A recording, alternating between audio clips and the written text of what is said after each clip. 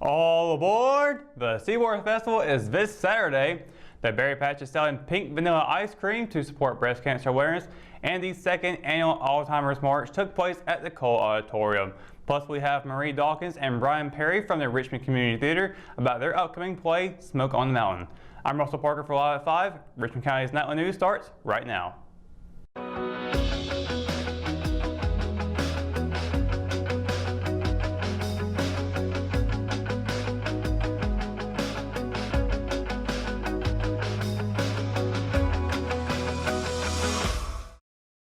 And we're being joined by Merrie Dawkins, the Richmond Community Theater Director, and Brian Perry, who is being the role of Mr. Melvin. So welcome to the show, guys. Thank you very much, Russell. So obviously you guys have a big production coming up this week, actually, Smoke on the Mountain. So tell us a little bit about what's going on with that.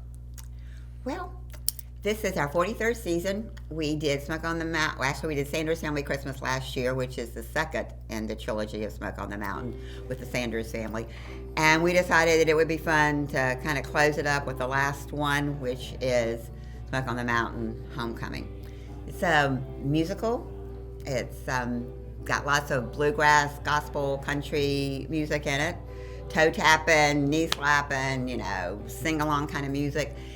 The cast is great. It's the Sanders family. There have been a couple of additions to the Sanders family, which you'll learn about during the course of the show.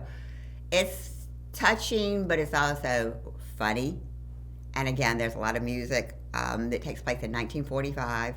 It's approximately 2 months after VJ Day. So we're hoping to get some of our World War II veterans to come back. They came for Sanders family, and we're hoping to have them back as our guest for this show. That's pretty much a little bit of a synopsis. And so how is the production, the preparations for the play, how is that going, and for you guys to get ready for it? It's a really big deal. So yeah, it is. Involved. Well, you have to get the cast, of course, and the cast has to, the main characters in the show have to have good vocal voices. And since this is we're using live music, we had to get somebody who also could play some instruments, which we did. Then the music preparations took about a good 3 to 3.5 weeks of just nothing but music rehearsals. Then we started into the line rehearsal. In the meantime, before that, the church had to be built again. So we had to build the church and get the props. And Peggy Anderson came and touched up our stained glass window that she did for us last year, and then did a couple of backdrop scenes for us. So that takes a little bit of time. We had to borrow some props from some of the churches so that we would look like we were a real church. And then get the lighting set, get the sound set, all those things that you have to do when you're preparing for a show, and of course get the publicity out. So that's just a little bit of it. Plus, we were trying to get the theater pretty for people. We were trying to paint the lobby and the house so that when people come in, they see a nice, fresh place to come. A lot of people have been involved with it, and especially for a play of like you guys are going to put on. It's not like you guys have been doing a lot for it. Mm-hmm. Brian, I want to ask you about your role in the play. What's your character, Mr. Melvin? Well, I am a supporting part. I'm one of the members of the congregation, and I might be from one of the richer families in the area, but which isn't saying much because, frankly, it's set in a rural, not very wealthy part of North Carolina. But one of the things I get to do, I get to sit back and kind of watch the main characters, like Amanda Kempen play June Sanders Oglethorpe. She does a lot of signing of sign language, except she thinks it's sign language. It might or might not. It's sort of a mystery what she's doing, but she's very good at it. So you might want to come see her do it. I get to watch her and the others do it. That sounds like a pretty fun play. So when will the performance be taking place? Thursday night. Thursday night. Thursday night at 7:30. So you better get your tickets now. Because they really are going fast, people. You know, I know sometimes people say that to encourage you to go. We are encouraging you to go, but you really do need to get your tickets because you are not going to want to miss this show. The Amen Corner, which is what Brian is a member of, is just a fun group of people. They ad-lib. So you we never get to sit on a real church pew from a real church. Exactly. Don't be jealous, people. Yes. And they get to react and just have a good time. They have no lines to learn because they make up their own lines. And they really? just, Oh, gosh. well, I think so. I think they make up their own lines. And it's just fun. It's fun to watch them. We have, in the Amen Corner, we have Kenny Melvin and Charlie Melvin are two new additions. They play Reverend Clyde Nations and his son Clyde Jr. And then joining Brian is we have Victoria Cox, who plays Miss Maud, and Diane Thompson, who plays Miss Myrtle. And they are Mr. Melvin and Miss Myrtle and Miss Maud are brothers and sisters, and they're kind of the matriarchs and patriarchs of the church. So it's just fun. It's fun to watch them. It's fun to watch the actors. Really good music. Crystal Cohen and Curtis Swallow and James Toney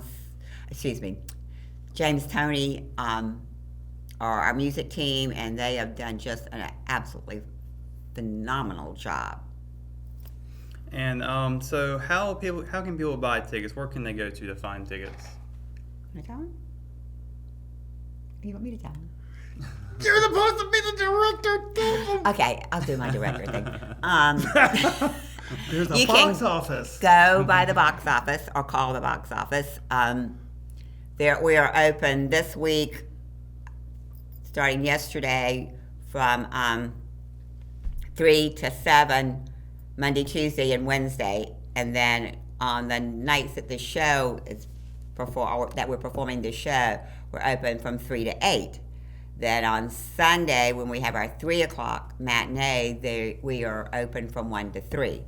And then the next week, the box office will be open Monday, Tuesday, and Wednesday from 3 to 7. And then once the show starts that Thursday, Friday, and Saturday, it'll be from 3 to 8.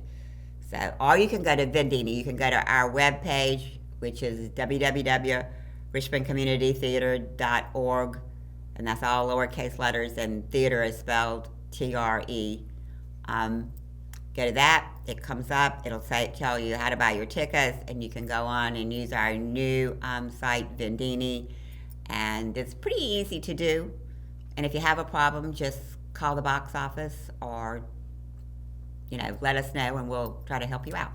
Some of the main actors are Cleve Baxley as Mr. Sanders. Yes. Stephanie Van Hassel as his wife, who's on the colorful side. Mm-hmm. They have grown children. Logan McKenzie plays their son Dennis, Elise Player as their daughter Denise, and I've already mentioned Amanda Kempen as their daughter June. And Mr. Sanders has a brother who's had a past, yes, and that's played by Matthew Thompson as Uncle Stanley. And Chris Kempen is Pastor Oglethorpe. Right? I think we covered everybody. All right, I think we got it. Look, a really big cast you guys have. Yeah, it's a good cast. On a small stage, but there's room for it. Yes. And there's room for you in the audience. Definitely. All right, and talking about the how you can purchase the tickets, that is a really nice website you guys have set up to be able to use to easily find a ticket or a seat to find. You can pretty much pick wherever you want to sit at, so that's awesome. Yeah. So thank you guys for coming on, Thank and you for having us. Stay tuned for us at 5. We have your news, sports, and weather. It's coming up right after the break, so stay tuned. At Richmond Community College, we can prepare you for a high-skill, high-paying career in a variety of fields. We are always developing new courses and programs in response to the communities we serve. We offer day, evening, and online courses, and you can now complete 7 curricular programs entirely online, including our university transfer degree. At Richmond Community College, we believe in helping you prepare for a better life. Richmond Community College, local college, big impact. October signals it's time for the annual Seaboard Festival. This Saturday, Main Street comes alive with craft and food vendors, children's activities, and live music, with thousands of visitors expected to attend. The 5K foot race will take place prior to the start of the festival, which hopes to have a record 250 entrants by race day. Booth spaces have been sold out since September, although Diane May, vice president of the festival board, says she is still getting calls and emails from vendors looking for spots. The Kids Zone this year has been expanded and will feature inflatable bounce houses, a jousting arena, and bull. There will also be a rock climbing wall, bungee jump, game trailer, pony rides, and a bird feeding station. A balloon artist will be on site from 11 a.m. to 3 p.m. to make animals and other unique shapes free of charge. A big highlight this year will be 3 special CSX heritage trains on display, honoring the military, first responders, and law enforcement. Also on hand will be the U.S. Army truck with robot, flight, and shooting simulators, and the NC Forest Service is bringing a biplane and a helicopter. The car show behind the Visitor Center will also be making a return, and multiple bands will be performing across Main Street. The festival starts at the post office with opening ceremonies at 9 a.m. and ends at 5 p.m. The RO will have highlights of the event on richmondobserver.com. A walk to raise money for Alzheimer's awareness and to assist families dealing with the disease surpassed its fundraising goal this weekend. More than 50 people joined Richmond County Aging Services at the Cole Auditorium on Saturday for the second annual Alzheimer's Walk. Aging Services Director Jacqueline Welch said this year's goal was to raise $8,000, much of which had already come in since fundraising efforts began in August. More than $2,000 was added the day of the walk, bringing this year's total to a little over $10,000, more than twice the amount of last year's event. According to Welch, 35% of the funds go toward the Alzheimer's Association, and the other 65% stays in Richmond County and can be used to construct wheelchair ramps, respite care, and educational workshops. This year, Aging Services gave away smoke detectors and door chimes using funds from the inaugural walk. Among the walkers were the Dixon Ramblers, who once again had a large presence at the event. Their patriarch, Hayden Dixon, was diagnosed in 2011, and family members took turns taking care of him until he passed away in February. In addition to booths set up by Aging Services, Richmond County Hospice, and Carolina Hearts Home Care, were food trucks from AMVET's Post 316 and the Richmond County Rescue Squad. There are still 10 days left to get a sweet treat and help a local breast cancer patient. For the past 7 years, the Berry Patch has added pink vanilla ice cream to its menu for the month of October, with proceeds going toward local or regional organizations or individuals who are dealing with breast cancer. This year, owners Amy and Lee Berry are giving the profits to fellow farmer Crystal Norton of Norton Farms. Every year, they look for someone to try and keep it as local as they can, said Lee Berry. The fundraising became more personal when his aunt was diagnosed with breast cancer. In the past, the Berry Patch donated proceeds to the Clara McLean House in Pinehurst, and last year gave to an organization in Charlotte. In 2016, the Berries brought back the colorful confection in May to help support Amy Fall, who was diagnosed with a rare form of breast cancer that only affects 10 to 15% of patients. Lee Berry said the ice cream tastes the same as regular vanilla, it just looks different. When we return, we've got your Live at 5 weather report. It's coming up right after the break, so stay tuned.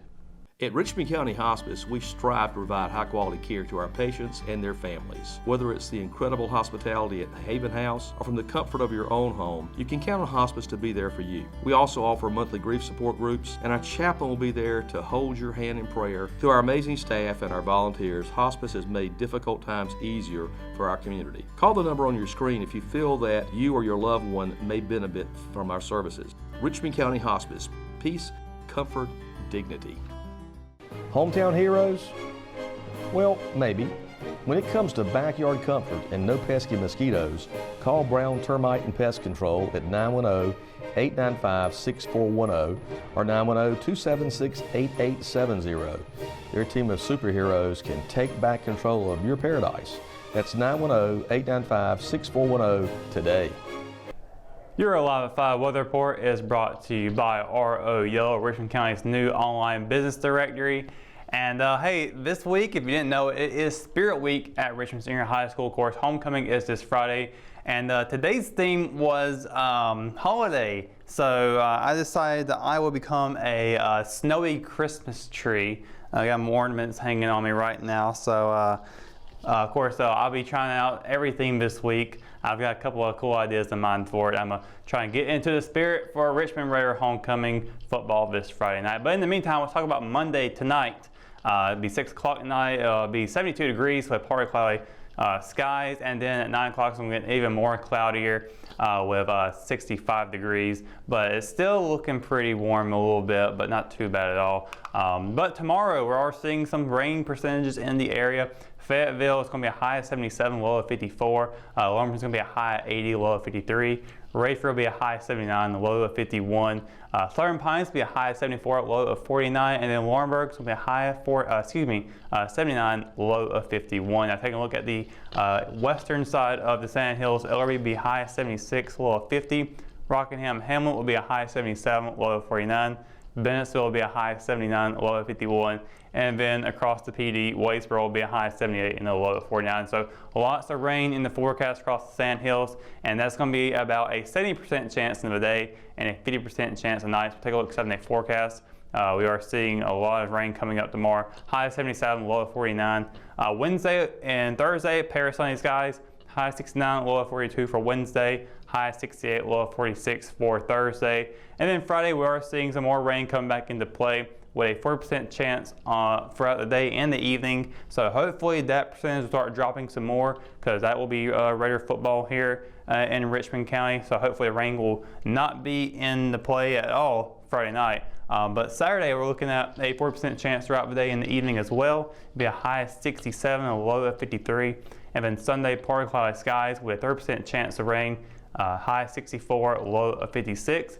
And then Monday, 30% chance as well with partly cloudy skies. High of 72, low of 58. So that's going to do it for your Line 5 weather report. When we return, we've got your RO Sports update. It's on the way right after this.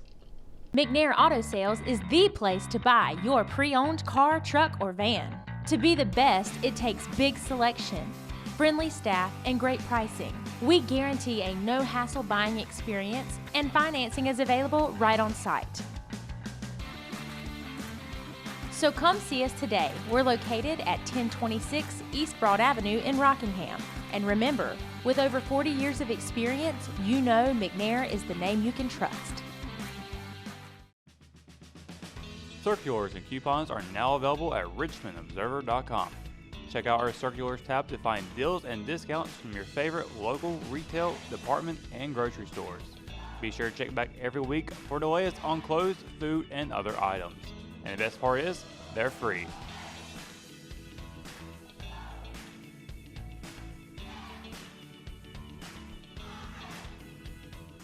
A balanced diet of running and throwing the football during Friday's SAC matchup between Richmond and Hoke County was the key ingredient to the Raiders' 8th straight win to start the season. Making the trip to Rayford to face a much improved Bucks team, the Raiders scored early and often in the 49-14 win. The 35-point win marked the 43rd all-time win against Hoke County in 44 tries, and it was the 5th time in the last 6 contests the Raiders scored at least 49 points. I think the big adjustment our offensive guys made was being able to have different snap counts, change things up. Their defensive front's really good, linebackers really good, so I thought they did a great job of changing that up, keeping those guys off balance so they could continue to fire on. Defensively, I wasn't real pleased with some of the breaks, and but the running back's really good. He's going to get some yardage.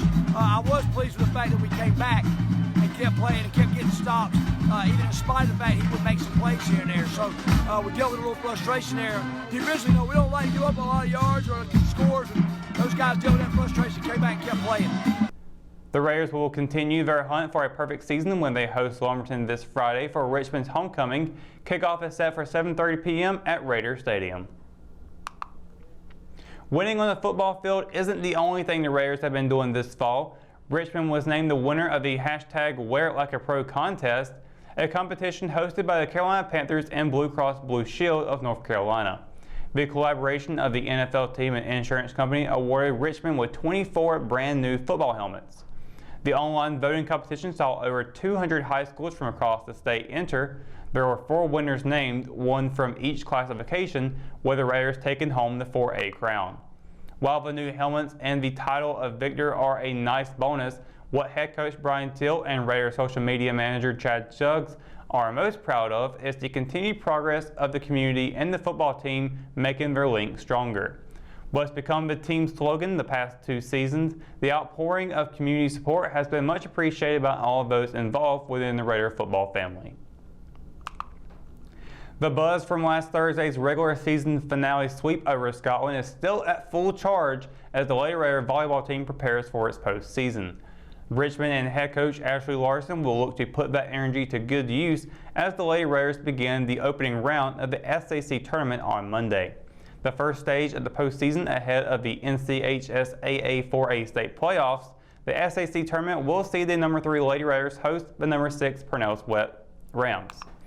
Needing a win against Scotland to end the regular season, the Lady Raiders came out swinging in arguably their best performance of the season.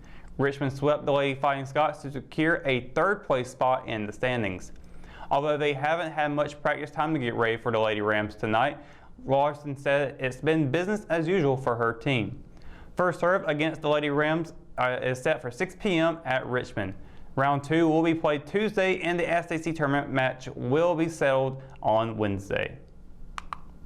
And that's going to do it for tonight's edition of Live at 5. For the latest news, sports, and events happening in Richmond County, visit richmondobserver.com or download the free RO app for your mobile devices. For the Live at 5 crew, I'm Russell Parker. Thanks for watching, and we'll see you tomorrow. Good night, Richmond County.